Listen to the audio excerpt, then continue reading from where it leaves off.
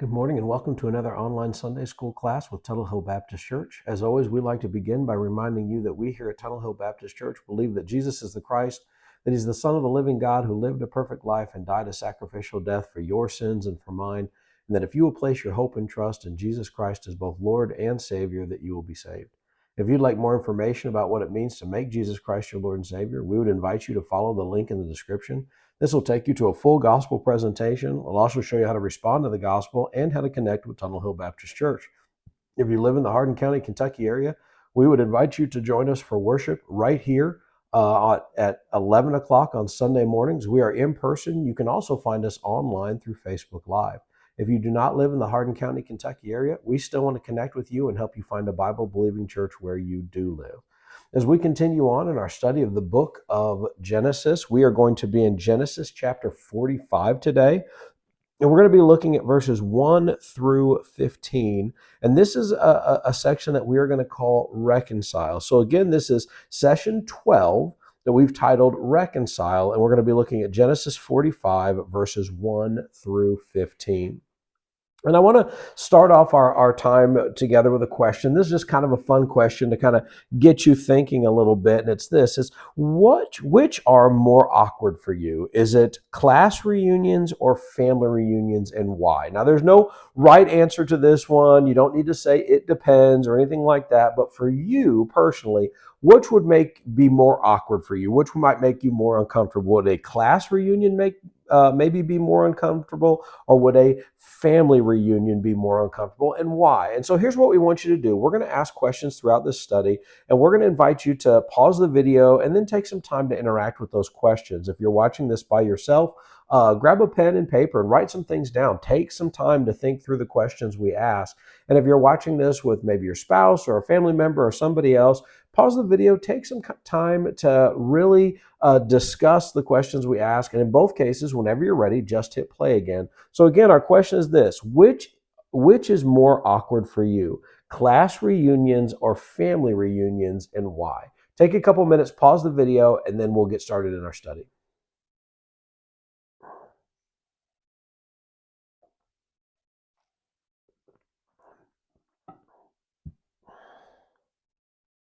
All right, there's a lot of good answers that people could give to this, and probably a lot of reasons for that. I'll say for myself, I would probably be more awkward in a kind of class reunion type setting. Having moved away from home, I don't see those people a lot. I have changed a lot, especially physically, from when I was in high school, and it would just be kind of a weird experience to go back to my hometown and do a class reunion. Now, for other people, if you still live in your hometown, or if you maybe don't look that much different than you did when you were in high school, may not be as big a deal. But for me, I have a pretty good relationship with most of my family, thanks to social media and a lot of other things. We stay in touch, and because of all of that, I would just be more comfortable around my family. Now, not everyone is going to say that. In fact, some of you probably very quickly said your family because of different reasons. And the book points this out. It says conflict is a reality in basically all families. Every family has some element of conflict, and it can make situations difficult when families get together. The book goes on to say this. It says, every human being who has ever walked on the planet has been wronged by someone. As difficult as it is to be mistreated by others, it is often more difficult to forgive others for what they have done to us. We may even think that reconciliation circumvents true justice. We can learn from Joseph's example that that God's direction in our lives are for His purpose, even when we experience mistreatment by others. And so I want you to think about that, because some of us may have and that's really what we're going to talk about in our passage today, is how even though Joseph's family mistreated him, he was able to forgive them because he saw how God worked in his life through even that mistreatment. It leads the book to ask this question, which is, how does acknowledging God's sovereignty help us seek reconciliation with others? So I actually want you to think about that a little bit. How does recognizing that God is in control and that God is at work in every situation, how does that help us be more forgiving and more gracious, and really seek reconciliation with others? Take a couple minutes, discuss that, and then we'll get into our text today.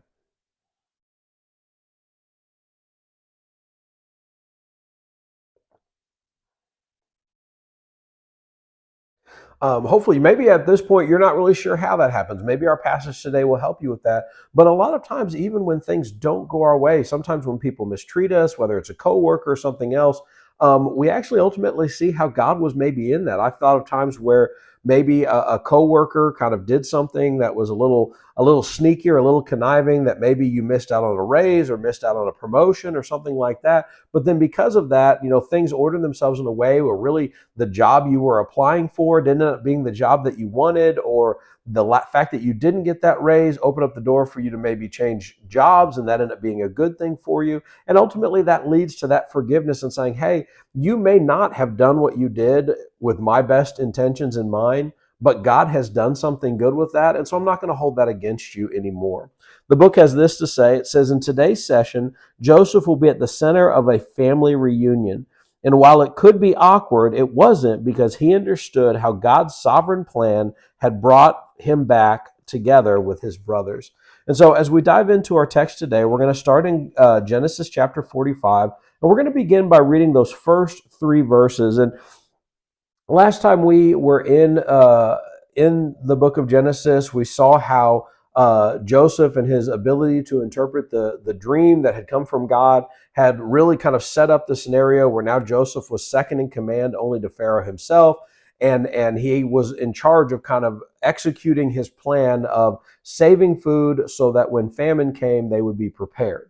Well, as we jump into verse 40 or into chapter 45, that famine, the abundance has taken place. They have gathered the food, and now we are into the second year, or maybe even the third year of the famine, and there's no food anywhere. Well, that also means there's no food in Canaan, where Israel and the other 11 sons are.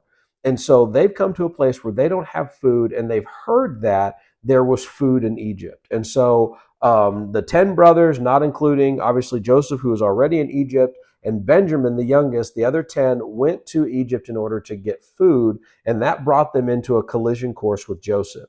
And Joseph, in trying to learn about what kind of people they were, how his dad was, where his full brother Benjamin was, and all those type of things, he begins to kind of put them through a series of tests and trials just to see, were these the same people who had sold him into slavery, or had they grown in some way, shape, or form. And when we jump into our text today, we've come to the place where he's kind of done all the testing, he's done everything he can do, and now he's going to kind of reveal himself to his brothers, that these brothers who thought that they sold their brother into slavery and they'd never see him again are going to come to the realization that they are in the presence of that brother. So let's look at verses 1 through 3. And as we do so, I want you to listen for the emotions, really the emotions of all the people. What emotions are on display in this passage? So picking up in verse 1, we read this. It said, Joseph could no longer keep his composure in front of all his attendants. So he called out, "Send everyone away from me." No one was with him when he revealed his identity to his brothers. But he wept so loudly that the Egyptians heard it, and also Pharaoh's household heard it. Joseph said to his brothers, "I am Joseph. Is my father still living?" But they could not answer him because they were terrified in his presence. So let's think about kind of the emotions that are taking place here and what's all happening here. He has come to the place where he finally just can't hold it together anymore. He can't not tell them. He's about to really emote well. And so he sends his attendants out. And that was probably kind of a protocol, in that he was in a royal position. He was high in stature in the land of Egypt. And it was probably not appropriate for him to really show a lot of emotion, especially to these foreigners, because they're viewing him as an Egyptian leader. These are Hebrews that have come down from Canaan, and it would have been very inappropriate for him to do that. But he also knew he couldn't hold it in anymore, and so he sends everybody out, and then he just begins to weep. And one of the things the book pointed out that I thought was interesting is, for the term here is he wept loudly. That was the kind of verbal part of crying, we would say. For them, tears came from the eyes, but weeping came from the mouth, was the way the book put it. And so when it talks about weeping, it is the wailing and the noise that comes out of someone who is giving out a large amount of emotion, that are really kind of letting it fly. And so he begins to cry, and you see this like this huge and intense emotion coming from Joseph, but it's not anger. It's a little bit of sadness. It's him finally being able to kind of give full range of emotion. There may even be some joy in there that he's finally getting to tell them, it's me, it's your brother. How is my dad? How is my brother? How is everybody? And just all the emotion that went up with that. By contrast, we see the emotion of the brothers, and they are terrified. In fact, they are scared, speechless. They can't talk, they can't say anything. They're scared to death, and they're thinking to themselves, "Oh man, we are in deep trouble. This is the kid, this is the guy, our own brother, that we threw in a pit, that we sold into slavery, and now we are quite literally at his mercy. He could have us killed. He could just send us off to starve to death. He could do whatever he wanted." There's a huge amount of emotion in there, from both, a sense of joy and even sorrow at finally getting to be, revealing himself and getting to just finally ask the questions about his family. And also with that, the terror of these boys as they've realized that they are at the mercy of someone that they've done wrong to. The book says this. It says, first off, it says, why do you think that Joseph chose reconciliation over revenge? He's not condemning them. He's not punishing them, but he's revealing himself to them so that he can ask how father is, ask how his brother is, ask them questions, because he's not setting out to harm them. He is wanting to kind of see the family reunited. So let's take a couple minutes. Let's pause the video and let's think about that. Why does Joseph choose reconciliation over revenge? What do you think? Take a couple minutes, discuss that, and then we'll keep going in our study.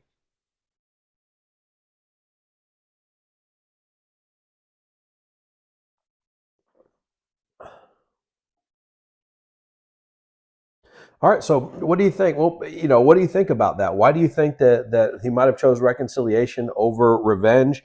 I think there's a couple things we could look at. I think one of the things the book is really pointing us to is he is going to see that God did all this. That this whole thing, and this whole thing comes back to this moment and this and all that he's been through, and that God was at work at that. And he knows that God sustained him and God has been merciful with him. And so he's going to extend that mercy. I also think, to a degree, just based on what we see just from the passages, because he loved his dad and he wanted to be reunited with his dad. He wanted to see his family again. He wanted to see his brother. He wanted to see his dad. And he knew that if he were to, at this moment, just strike them all down, that one, that would hurt his dad.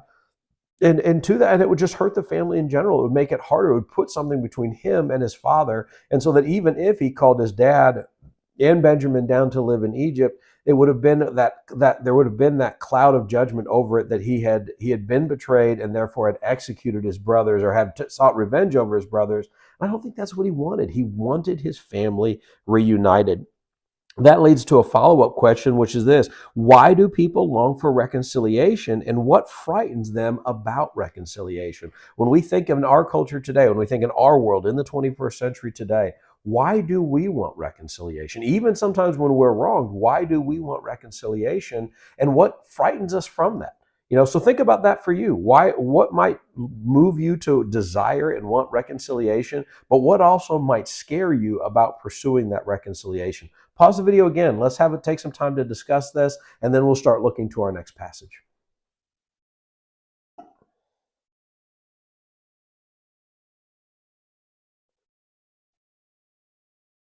All right. So what do you think? I know for me, if I'm just thinking for myself, what would I might long for reconciliations? A lot of times when I have just an out with someone, I have a history with that person.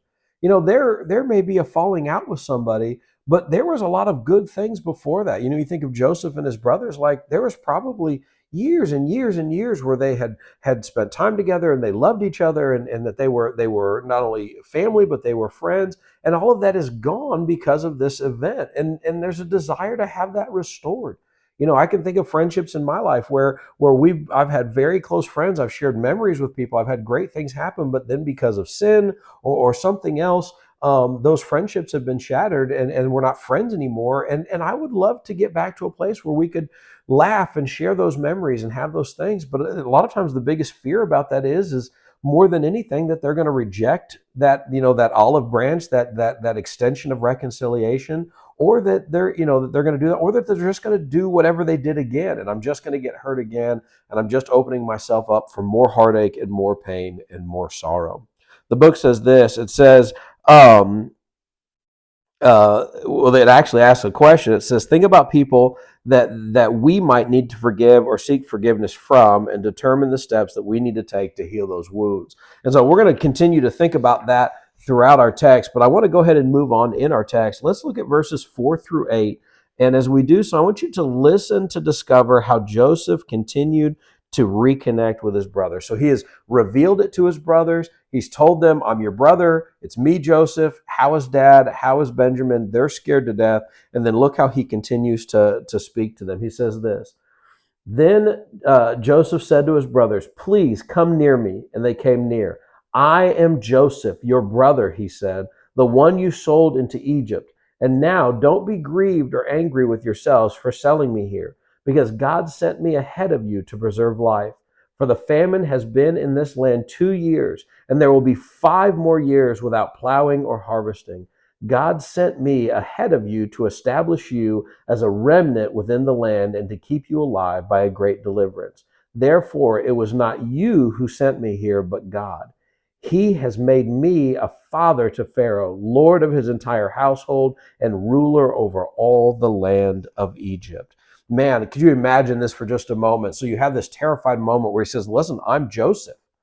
How's dad? How's things? And there's that terror, and there's probably even in the midst of it some disbelief. Like, how does this guy know about Joseph? What is is someone playing a trick on me? Like, this guy couldn't possibly be Joseph, because they know what they did to Joseph. And so he says, come closer, which would have been a dangerous thing to do to someone as this high up in Egypt. And he says, come closer. Well, now as they come closer, they can see him more clearly. Probably the coloring and maybe the makeup and just the cleanliness and just the cultural adaptation that Joseph said. He probably looks Egyptian, not like a Hebrew kid in Canaan. And as they get closer, they can see his eyes and his cheeks and all that stuff. He's like, look at me. Come closer, look at me. I'm Joseph. And then he tells them, you sold me into slavery. You sold me into slavery to Egypt. But then he says the most wonderful thing to them. He goes, but don't be upset about that. Don't be dismayed. Don't be angry. Don't be upset about the fact that you did that, because you didn't know what you were doing. And what God and what you kind of meant for evil, what you did, and you thought you were doing something, you were doing something wrong. God was actually the one doing it. You didn't send me to Egypt. God sent me to Egypt so that he might preserve us, so that he might preserve a remnant, so that people might survive this famine. And that's an amazing thing. And really, you see a reflection of Jesus in Joseph here when we think of Jesus saying, forgive them, Father, for they know not what they are doing. When we get into the book of Acts, as we've been studying on Sunday mornings, and you see how often Peter says things like, what you meant for evil, God intended for good. That is an echo all the way back here to what we see with Joseph, that these things were evil, that what they did to their brother was evil and wicked and wrong. But even those evil, wicked, and wrong things, God can turn those into good things, and God can use those for his name's sake and for his glory. It's a reminder that nothing we can do can thwart the plans of God. The book has this to say. It says, Joseph was able to see past all the distractions and recognize God's true purpose in these things. It says in the book, it says, God sent Joseph to Egypt ahead of his family to preserve their lives and the lives of many others. It's important to note that Joseph emphasized God's hand at work 3 times in this passage, that there's 3 times that he says, God did this, God did this, God did this. And all of that points to, I think, a reconciliation. I'm not angry at you. I'm not blaming you. I don't want you to be scared at me, because God did it, God did it, God did it. That leads us to ask this question, which is this: how might some of this, all that he has said, calmed his brother's fears. Think about everything that he says in this passage. In fact, take a couple minutes and review it again. And how might the words of Joseph calmed his brother's fears if they took what he said and believed what he said? Take a couple minutes, pause the video, discuss that, write some things down, and then we'll keep going in our study.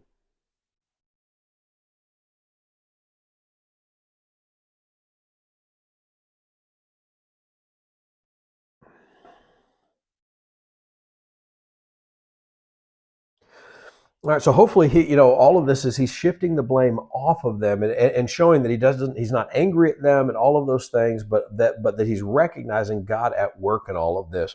This is something that we should practice in our own lives, is seeing how God is doing good things, even through sometimes the sin and the wickedness of other people, and that can kind of help grease the wheels or fuel our ability to be gracious and forgiving. I wanted to take a couple minutes, think about a time when maybe someone has done something to you that wasn't good, or life situations where something bad happened to you. But then when you look back on it, when you get a fuller understanding of everything going on, you can see how God was kind of in the midst of that and that something good came from that. And then the book asks this question: how does recognizing God's work in and through us help us cope with life's challenges? So here's what I want you to do. I want you to pause the video again and take some time. Think of an example of when maybe something not good happened to you or something challenging happened to you, but now that you've gained some perspective, now that there's some distance and some time between you and that challenge, you can see how God was at work in that, and kind of share some of that. And then with that, how does that help us deal with maybe future challenges when we recognize how God has been involved in our past challenges? Take a couple minutes, discuss that, and then we'll get to the last part of our passage today.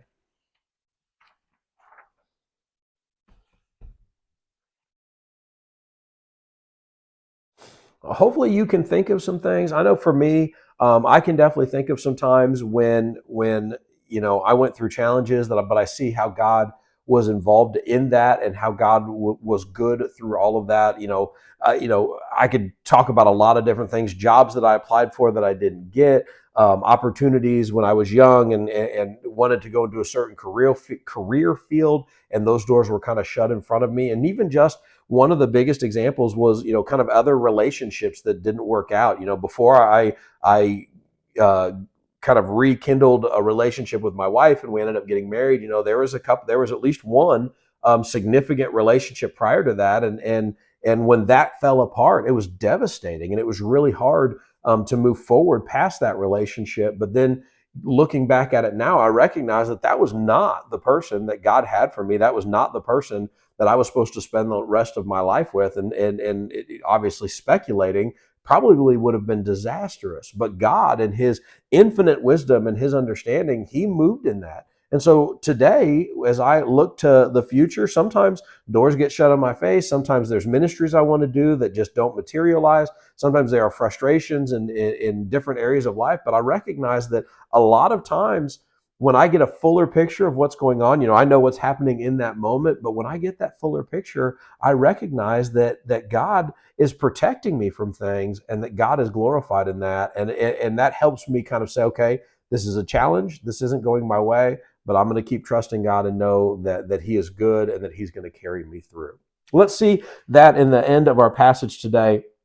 We're going to look at verses 9 through 15. And as we do so, I want you to see what the next steps are for the brothers. What is Joseph going to now tell his brothers now that all has kind of been revealed? What happens next? And it says this. This is Joseph talking to his brothers. He says, "Return quickly to my father and say to him, 'This is what your son Joseph says. God has made me the Lord of all Egypt. Come down to me without delay. You can settle in the land of Goshen and be near me, you, your children, and your grandchildren, your flocks, your herds, and all you have, and I will sustain you. For there will be 5 more years of famine. Otherwise, you, your household, and everything you have will become destitute. Look, your eyes and the eyes of my brother Benjamin can see that I'm the one speaking to you. Tell my father about all my glory in Egypt and all that you have seen, and bring my father here quickly.' Then Joseph threw his arms around his brother Benjamin and wept. and Benjamin wept on his shoulder. Joseph kissed each of his brothers as he wept, and afterwards his brothers talked with him. Um, so when we look at what happens here, so the plan is, now that everything's been revealed, you're going to go get dad. And you're going to tell the dad to move down here. I'm going to put you in the land of Goshen, which is in the kind of northeast Egypt. It's on a certain kind of delta tributary area. It's going to be very, even in the midst of the famine, it's going to be a place for grazing and flocks. It's going to be an okay thing. And he says, listen, this famine has still got 5 more years left on it. There are still 5 years left in this famine, but if you come down here, I will provide for you. Quite literally, he's saying, I will take care of you. The word that's used in our Bible is I will sustain. That word means I will provide. I will give you what you need, and you can stay here. And he says, go tell him that. You've seen it with your eyes. Benjamin sees it. He believes it. Go tell my dad that I'm here and bring everybody here. This leads the book to ask this question: how did Joseph demonstrate that his forgiveness was genuine through what he says in this passage? Take a couple minutes to discuss that. Then we're going to start to wrap up our study.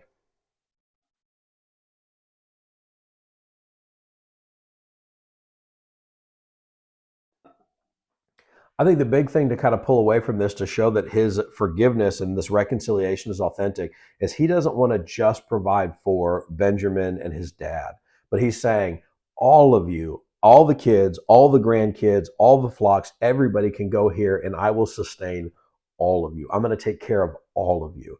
And so they're recognizing that he could so easily just say, go get my dad, bring him here. You guys are on your own.